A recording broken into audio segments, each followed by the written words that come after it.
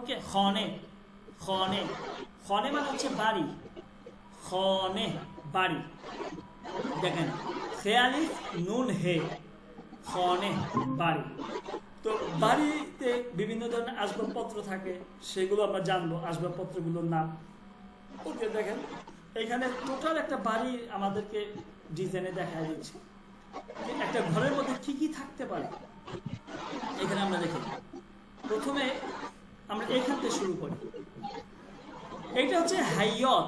হাইয়ত মানে হচ্ছে উঠান, হাইয়ত, হাইয়ত, হাইয়ত উঠান, এই হাইয়ত উঠান। ওকে, এই হাইয়ত। এরপর হচ্ছে পার্কিং। পার্কিং মানে হচ্ছে যে পার্কিং, গাড়ি রাখার যে পার্কিং, এটা হচ্ছে পার্কিং। তাহলে হাইয়ত মানে হচ্ছে উঠান, এই এই উঠান, বাড়ির উঠান বা বাড়ির আঙ্গিনা। এরপর হচ্ছে পার্কিং, এই যে পার্কিং, ঠিক আছে, পার্কিং মানে পার্কিং, গাড়ি রাখা পার্কিং। এরপর হচ্ছে দেওয়াল। দেওয়াল, দেওয়াল মানে হচ্ছে এই যে দেওয়াল, ঠিক আছে, দিবর, দেওয়াল। ওকে, দিবর, দেওয়াল দেখায় দিচ্ছে আমাদেরকে। এরপর আপনারা দেখেন, এদিকে যাই আমরা, এটা হচ্ছে উতকে ফাজি রয়। এই যে এটাকে আমরা কি বলি, ড্রয়িং রুম বলি, বা আপনার কি বলে এটাকে, হল রুম বলতে পারে, যেখানে মেহমানরা এসে বসে ড্রয়িং রুমই ধরে। তো উতকে ফাজি রয়, হ্যাঁ, বা এটাকে হল, হলও বলতে পারেন, হল রুমও বলতে পারেন আপনি, দুইটা আছে। উতক মানে হচ্ছে রুম, ফাজি রয় মানে হচ্ছে রিসিপশন রুম, অর্থাৎ যেখানে মেহমানরা এসে একটু বসে, ড্রয়িং রুম যেটাকে আমরা বলে থাকি, তাই না? ড্রয়িং রুমই তো এটা, ঠিক আছে। তো এটাকে ড্রয়িং রুম বলেন আপনারা, না কি বলেন এটাকে? Drawing room, living room. হ্যাঁ, ড্রয়িং রুম, লিভিং রুম যেটাই বলেন, এইটাই আর কি এখানে বুঝাচ্ছে। এটা হচ্ছে উতকে ফাজি রয়, উতকে ফাজি রয়, উতকে ফাজি রয়। উতক মানে হচ্ছে রুম, ফাজি রয় মানে হচ্ছে ওই ড্রয়িং রুম বা যেটাই বলেন দেখা, ঠিক আছে। এরপর হচ্ছে রহে ফেললে। রহে ফেললে হচ্ছে সিঁড়ি, রহে ফেললে সিঁড়ি, ঠিক আছে, রহে ফেললে সিঁড়ি, রহে ফেললে সিঁড়ি। এরপর হচ্ছে উতগে খব। উতগে খব মানে হচ্ছে বেডরুম, খব মানে হচ্ছে ঘুম, উতক মানে হচ্ছে রুম। তো উতগে খব মানে বেডরুম, উতগে খব মানে কি, বেডরুম। ওকে, উতগে খব বেডরুম। এরপর হচ্ছে হাম্মম। হাম্মম মানে হচ্ছে বাথরুম, এই যে হাম্মম বাথরুম, ঠিক আছে, হাম্মম বাথরুম।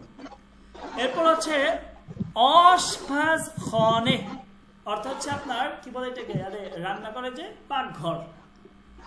অশফাজ খনে মানে হচ্ছে পাকঘর, ঠিক আছে, অশফাজ খনে পাকঘর। এরপর হচ্ছে ফানজারে।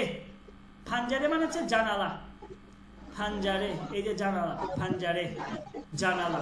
ওকে, ফানজারে জানালা। এরপর হচ্ছে দাস সুই। দাস সুই হচ্ছে, এটা হচ্ছে আপনার বাথরুম না, এটা হচ্ছে যে এই যে এখানে ধরেন ওই যে ব্যাসিং থাকে, যে ব্যাসিং, এইটা হচ্ছে দাস সুই, ঠিক আছে, ব্যাসিং, দাস সুই, দাস সুই মানে হচ্ছে ব্যাসিং। ওকে, এরপর হচ্ছে বকচে। বকচে মানে হচ্ছে ছোট বাগান, বকচে এই যে একটা বাগান যে ফুলের ছোট, এটা হচ্ছে বকচে, ছোট বাগান, ঠিক আছে। আমরা বাগিচা বলি না, বাগিচা, বাগিচা বলি কি না, বাগিচা মানে কি বাগান, তো ওইটাই বকচে, মূলত শব্দটা কি বকচে মানে বাগান, বাগিচা। ওকে, ক্লিয়ার হয়েছে? ক্লিয়ার হয়েছে কি? জি ক্লিয়ার। জাস্ট একটা জিনিস দেখাতে চাচ্ছি, জি। দেখেন ওই যে ডাইনিং রুমের পাশে, দেখেন ডাইনিং রুমের পাশে ওটা কি মেহরাব? এটা না না, আর টু প্রজান, ডাইনিং রুম আর টু প্রজান, উপরজান, এই যে এটা এটা এইটা আসলে এটা বোঝা যাইতেছে না কি, মেহরাব মনে হইতেছে নামাজ পড়ার, আহ, তাই না? না এটা মেহরাব না, মেহরাব হলে তো এটা জায়গাটাই থাকতো। ও বুঝছি, না না, এটা হচ্ছে ওই যে ওই আগুন আগুন ই করেছে, ফায়ার ও প্লেস, ফায়ার। বুখারি, বুখারি, এটাকে বুখারি বলে। এটা এইটা সামনে আসবে, বুখারি, ঠিক আছে, এটাকে বুখারি বলে। ইরানিরা ওই যে যেটার মধ্যে আগুন ধরে আর কি ভিতরে, হ্যাঁ, ঠিক আছে? হ্যাঁ, ওইটাকে বুখারি বলে। ওটা আসবে, এই শব্দটা সামনে আসবে আপনাদের ইনশাআল্লাহ। ওকে, তাহলে এখানে আব্দুর রহমান ভাই ক্লিয়ার হয়েছে, আমাদের সুমাইয়া ফারহানা ক্লিয়ার হয়েছে? সুমাইয়া ফারহানা, সুমাইয়া ফারহানা, ওকে আপনি আচ্ছা, তাহলে আমাদের এটা ক্লিয়ার হয়ে গেল। আমরা একটা রুমের মধ্যে, আব্দুর রহমান ভাই কি আছেন? ওকে, আচ্ছা, এখন আমরা আরো কিছু দেখবো একটা পাকঘরের মধ্যে কি কি থাকে। অশভাস খনে মানে হচ্ছে পাকঘর, অশভাস খনে মানে পাকঘর, ওকে পাকঘর। এরপর দেখেন এখন কবিনেট, কবিনেট মানে কেবিনেট, এটা ইংলিশে এইভাবে লেখছে কবিনেট মানে হচ্ছে কেবিনেট, এই যে এটা, এগুলো এগুলো কবিনেট। এরপর হচ্ছে দেখেন এই যে মাইক্রোওয়েভ, মাইক্রোওয়েভ, মাইক্রোওয়েভ, ঠিক আছে? এই যে মাইক্রোওয়েভ, যেটার মধ্যে আমরা গরম করে থাকি খাবার টাবার, এটা ঠিক আছে? মাইক্রোওয়েভ, এটা ঠিক আছে? মিম আলিফ কে রে কাফ রে ওয়াও ওয়াও ইয়া ওয়াও, মাইক্রোওয়েভ, এইভাবে, ঠিক আছে? এরপর হচ্ছে উজক গজ, উজক গজ মানে হচ্ছে চুলা, গ্যাসের চুলা। উজক গজ মানে হচ্ছে গ্যাসের চুলা, উজক গজ গ্যাসের চুলা, ঠিক আছে? এই যে এটা চুলা, এটা চুলা, উজক গজ। এরপর হচ্ছে জার্ফ সুই, জার্ফ সুই হচ্ছে যেখানে আপনি ওই যে থালা বাসন ধৌত করেন, এটা একটা বেসিন, কিন্তু এটা হচ্ছে থালা বাসন ধৌত করার যে বেসিন, ঠিক আছে? একটা হচ্ছে দাস্ত সুই, দাস্ত সুই, এই যে দাস্ত সুই, এখানে এই যে এইটা বেসিন, এটা হচ্ছে আপনার মুখ টুক ধোন যে, ওকে ওই বেসিন। আর এটা হচ্ছে জার্ফ সুই, এটা হচ্ছে যে পাকঘরের মধ্যে যে বেসিনটা থাকে যেখানে আপনি থালা বাসন ধৌত করেন। এরপর হচ্ছে ইয়াহ চল, ইয়াহ চল মানে হচ্ছে ফ্রিজ, ইয়াহ চল ফ্রিজ, ওকে? এরপর হচ্ছে মেজ, মেজ মানে হচ্ছে টেবিল, মেজ টেবিল। সান্দালি, সান্দালি মানে হচ্ছে চেয়ার, সান্দালি চেয়ার। এরপর হচ্ছে মশিনে লিবাস সুই, এটা হচ্ছে ওয়াশ মেশিন, এই যে আপনার কাপড় চোপড় যে আপনি ধৌত করেন আর কি। মশিনে লিবাস সুই, ওয়াশ মেশিন, ঠিক আছে? মশিনে লিবাস সুই, ওয়াশ মেশিন। এরপর হচ্ছে কুলার, আচ্ছা এটা হচ্ছে একটা পাকঘরের মধ্যে কি কি থাকে এইটা। আর এখন এটা হচ্ছে একটা বেডরুমের মধ্যে কি কি থাকে। উতগে খব, উতগে খব মানে হচ্ছে বেডরুম, উতগে খব মানে বেডরুম। বেডরুমে থাকে কুলার, কুলার মানে হচ্ছে এসি, কুলার এসি। এই যে বুখারি, আপনি একটু আগে আঙ্কেল যেটা বললেন বুখারি, ঠিক আছে? বুখারি। এরপর হচ্ছে সাআত, সাআত মানে ঘড়ি, সাআত মানে ঘড়ি। এরপর হচ্ছে তাখ, তাখ, তাখ মানে হচ্ছে খাট, তাখ মানে খাট। এরপর হচ্ছে কোমদ, কোমদ মানে হচ্ছে আলমিরা, কোমদ মানে আলমিরা, আলমিরা, ঠিক আছে? কোমদ, আলমিরা। এটা গেছে একটা বেডরুমের মধ্যে এটা থাকে। এছাড়া উতগে ফাজি রয়, একটা ড্রয়িং রুমের মধ্যে কি কি থাকতে পারে সেটা আমাদেরকে দেখাচ্ছে। একটা হচ্ছে টেলিফোন, টেলিফোন, টেলিফোন মানে টেলিফোন। মোবল, মব, সরি উচ্চারণ হবে মব, মব মানে হচ্ছে সোফা, মব, মিম বে লাম, মব মানে সোফা, সোফা। এরপর হচ্ছে পার্দে, পার্দে মানে পর্দা, পার্দে পর্দা। এরপর হচ্ছে ফার্শ, ফার্শ মানে হচ্ছে কার্পেট, ফার্শ, অথবা এটাকে কার্পেটকে ফার্সি তার একটা বলে গলি, গলি মানে হচ্ছে কার্পেট, ওকে? ফার্শ মানে হচ্ছে কার্পেট অথবা গলি, কার্পেট।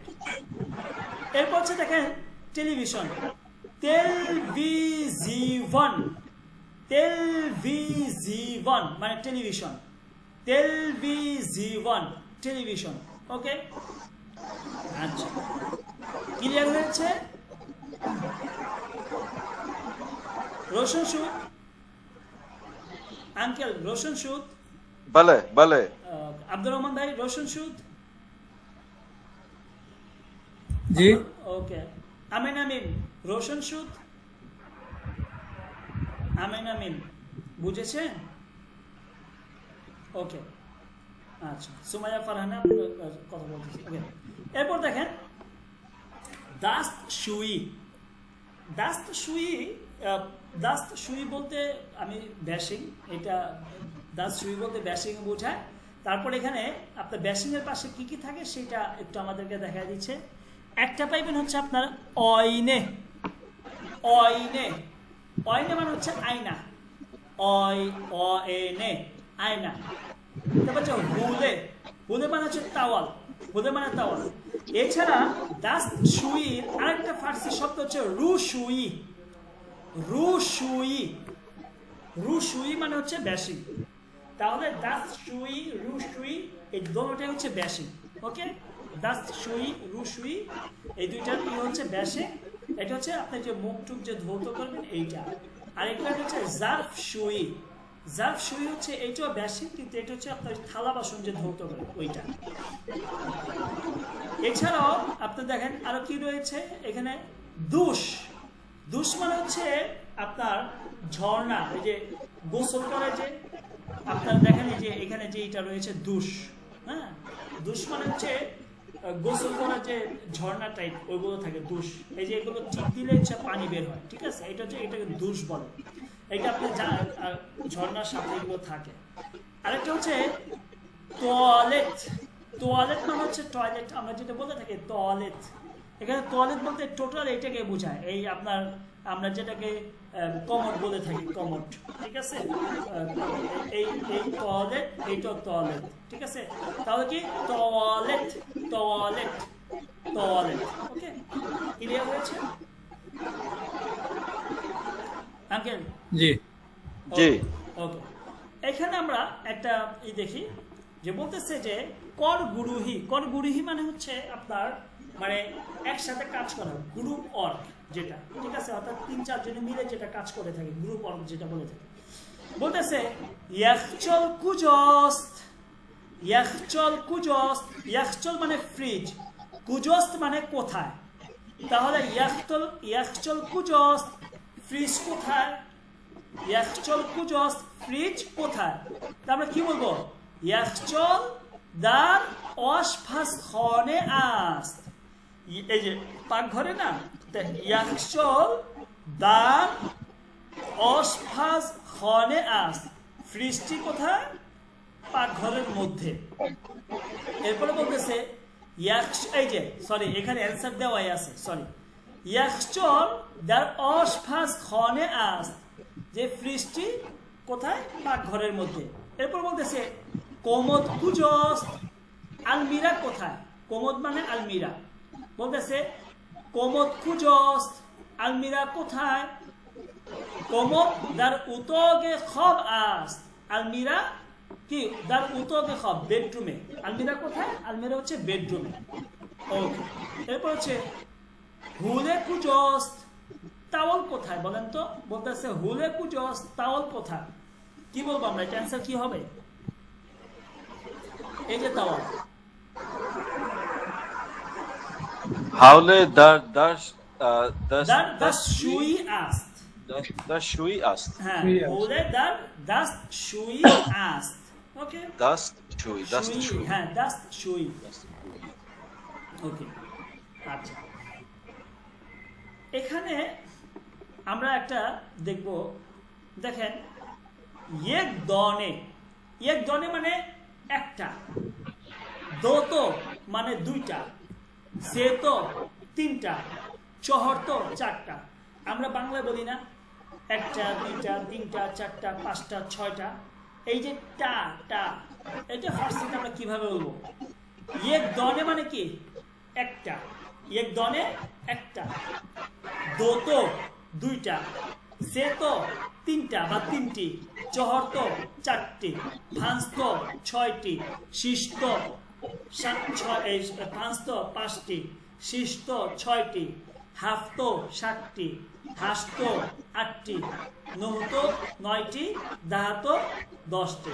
তাহলে আপনি সংখ্যার সাথে 1 2 3 4 1 2 সে চহর 5 এগুলোর সাথে শুধু আপনি ত বসাইবেন। কি ত বসাইলে কি হয়ে যাবে, 1টি 2টি 3টি 4টি 5টি 6টি 7টি 8টি 9টি 10টি, এই অর্থটা হয়ে যাবে।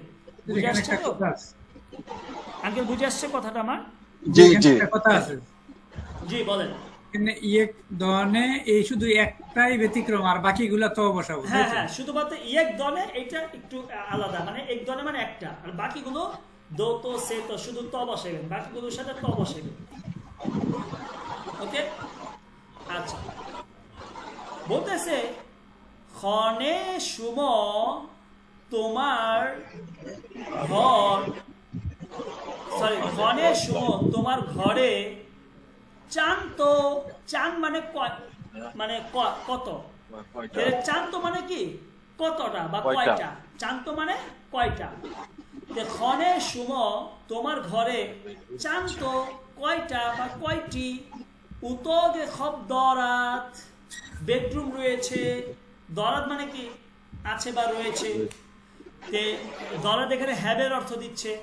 তো ক্ষণে সুম তোমার বাড়িতে চান তো উতগে খব দরাত, তোমার বাড়িতে কয়টা বেডরুম রয়েছে বা কয়টা বেডরুম আছে, বলতেছে সেতো, সেতো মানে 3টা বেডরুম আছে, সেতো একেবারে সংক্ষিপ্ত অ্যান্সার দিয়েছে। এরপর 2 বলতেছে অশ্বাস ক্ষণে অনহ তাদের পাকঘরে চান তো কয়টা সান্দালি দরাত, কয়টা চেয়ার রয়েছে, বলতেছে তাদের পাকঘরে কয়টা চেয়ার রয়েছে, বলতেছে শিষ্ট 6টা, কয়টা? শিষ্ট 6টা। ওকে, এরপর বলতেছে রহে ফেললে সুম তোমার সিঁড়িতে চান তো ফেললে দরাত, কয়টা সিঁড়ি রয়েছে। এই যে বলতেছে তোমার সিঁড়িতে কয়টা সিঁড়ি আছে, এটা বুঝাইতেছে। এই যে দেখেন 1 2 3 4 5টা, ঠিক আছে, এটা হচ্ছে প্রত্যেকটা একটা একটা সিঁড়ি। এটা বলতেছে যে রহে ফেললে সুম চান তো ফেললে দরাত। আচ্ছা, ফেললে বলতে আমি আপনাদেরকে বুঝি, আমরা যে পাল্লা বলি না, পাল্লা, বাংলাতে পাল্লা, হ্যাঁ ওই পাল্লাই মূলত পাল্লা। ফেললে, বুঝছেন?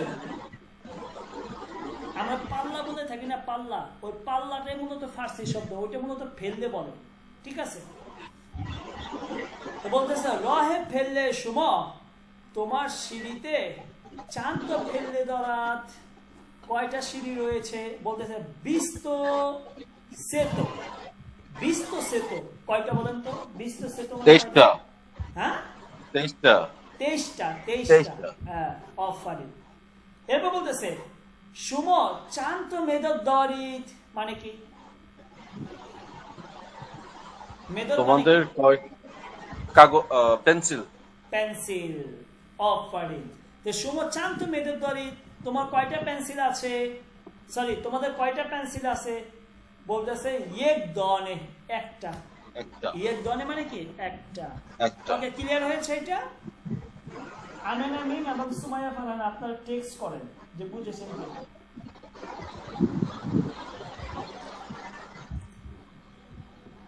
ওকে, দেখি কি বলছেন। জি, ওকে, আমাদের কে আছেন এখানে? ওকে, ঠিক আছে, আমি আপনাদের সাথে কথা বলবো। আচ্ছা, এরপর এইখানে একটা টেক্সট দেখি, কনভারসেশন বলতেছে দুজন, ও প্রশ্ন করতেছে ওকে, এটা হচ্ছে ওর বাড়ি। এখন ও বলতেছে ক্ষণে সুম তোমার বাড়িতে চান তাবাকে আস, তবাকে মানে হচ্ছে তালা, তবাকে মানে কি তালা, আমরা বলি 1 তালা 2 তালা 3 তালা 4 তালা, এই তালা তবাকে।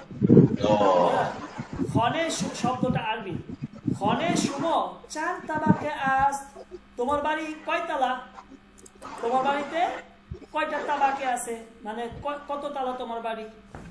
এবং বলতেছে দো তাবাকে 2 তালা, দো তাবাকে মানে কি 2 তালা।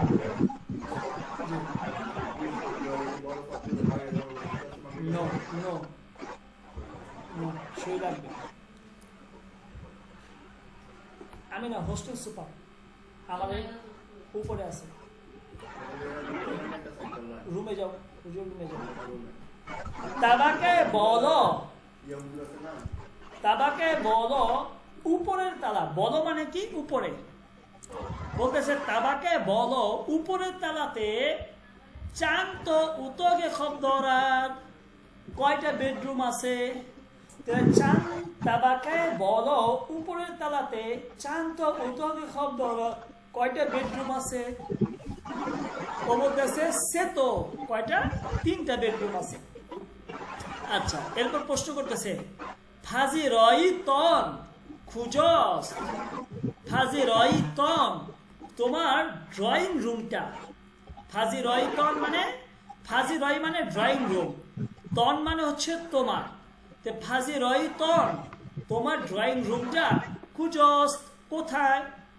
বলতেছে ফাজি রই ড্রয়িং রুমটা তাবাকায় পয়েন্ট আস, পয়েন্ট মানে হচ্ছে নিচ, পয়েন্ট মানে কি নিচ। তাবাকায় পয়েন্ট মানে কি নিচ তালা, তাবাকায় পয়েন্ট মানে নিচের তালা। তাহলে বলো মানে উপরে, পয়েন্ট মানে নিচে। তাবাকায় বলো মানে উপরের তালা, তাবাকায় পয়েন্ট মানে নিচ তালা। বলতেছে ফাজি রই ড্রয়িং রুমটা তাবাকায় পয়েন্ট আস নিচের তালায়। এরপর ও প্রশ্ন করেছে পার্কিং হাম দরিদ। আচ্ছা, হাম মানে হচ্ছে ও, অলসো। হাম এখানে অর্থ দিচ্ছে অলসো। বলতেছে পার্কিং হাম দরিদ, যে পার্কিং ও কি আছে? বলতেছে পার্কিং হাম দরিদ, যে পার্কিং ও কি আছে? ও বলতেছে না, পার্কিং না দরিদ, যে না পার্কিং নাই, না পার্কিং নাই। ক্লিয়ার? ক্লিয়ার। ওকে, বাকিরা বলেন। জি ওকে, জি। আচ্ছা, এখন আমরা এখানে একটা গ্রামার শিখবো। দেখেন, নিশনে ইদাফে। আচ্ছা, ইদাফে এটা বুঝে নেন যে ইজাফাতের আলামত 3টা, যে অথবা ইয়া অথবা এই যে হে থাকবে, হের উপর একটা হামজা থাকবে, এটা হচ্ছে ইজাফাতের আলামত। ঠিক আছে, এই 3টা। এখন ইজাফাত কাকে বলে সেটা আমরা জানবো। ইজাফাত কাকে বলে? ওকে, ইজাফাত হচ্ছে সম্বন্ধ করা। ঠিক আছে, অর্থাৎ একটা শব্দকে আরেকটা শব্দের দিকে আপনি সম্বন্ধ করবেন। যদি যেমন আমি বললাম যে আমার বই, আমার বাড়ি, তার বই, তার বাড়ি, তোমার বই। তাহলে বইটাকে কার দিকে আপনি সম্বন্ধ করতেছেন? তোমার দিকে। আমি বললাম কি তোমার বই, তোমার বই। ওকে, তাহলে বইটাকে আপনি কার দিকে সম্বন্ধ করতেছেন? তোমার দিকে। তোমার দিকে। তাহলে এখানে বইটা হচ্ছে, আমি বলি, একটা হচ্ছে মুদফ, একটা হচ্ছে মুদফ ইলাইহি। মুদফ এবং মুদাইফ ইলাইহির মধ্যে যে সম্পর্ক, এইটাকে বলে ইজাফাত। ওকে, তো একটা কথা মনে রাখবেন, ফার্সিতে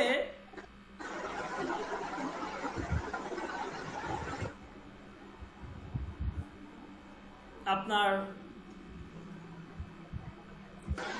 মুজফের নিচে কি দিয়ে পড়বেন? জের দিয়ে পড়বেন। ঠিক আছে, কিতাবে হোসাইন, হোসাইনের বই। দেওয়ারে বুলান, ঠিক আছে, উঁচু দেওয়াল, উঁচু দেওয়াল। ঠিক আছে, তাহলে দেওয়াল এইটার নিচে আপনি জের দিয়ে পড়বেন, আর বুলান এটা হচ্ছে মুজাফ ইলাইহি। তাহলে মুজাফের নিচে সবসময় ফার্সিতে জের দিয়ে পড়তে হবে। বুঝে আসছে? গেল একটা। স্বাভাবিক যদি থাকে, দেখেন এখানে 3টা দিচ্ছে। আমরা বলছি কি ইজাফের আলামত হচ্ছে 3টা, যে ইয়া অথবা হে, এটার উপরে হামজা থাকবে একটা। যদি নর্মালি আপনি পান, যে নর্মাল শব্দ পান, এই যে কিতাবে হোসেন দেওয়ারে বললাম, তাহলে আপনি শব্দের নিচে সরাসরি জেড দিয়ে পড়বেন। ঠিক আছে, মুজাফের শেষ অক্ষর একটা গেছে। এখন বলতেছে এমন শব্দ পেলেন যেটা শেষ অক্ষর হচ্ছে আলিফ অথবা ওয়াও। এই যে দেখেন বান্ন, বান্ন মানে কি বলেন তো? বান্ন মানে কি পড়ে আসছি আমরা? বান্ন মানে হচ্ছে রাজমিস্ত্রি। বান্ন মানে কি? রাজমিস্ত্রি। পড়েন নাই আঙ্কেল? পড়েন নাই বান্ন? পড়ছিলাম, ভুলে গেছিলাম। আল্লাহ, ভুল হইব না। বান্ন মানে হচ্ছে রাজমিস্ত্রি। এখন বলতেছে যে এমন শব্দ যেটা শেষ অক্ষরে আলিফ অথবা ওয়াও।